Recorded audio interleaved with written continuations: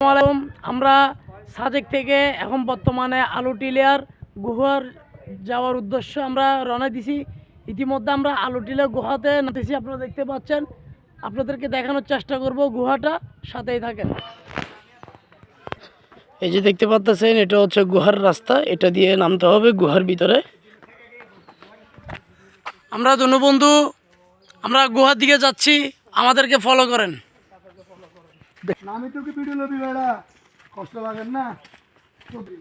So আমরা গুহার সামনে চলে আসছি। এই যে দেখতে পাচ্ছেন, এই গুহার রাস্তার ভিতর দিয়ে আমাদেরকে যেতে হবে। আপনাদেরকেও একটু ভিতরে গিয়ে দেখাচ্ছি আমি।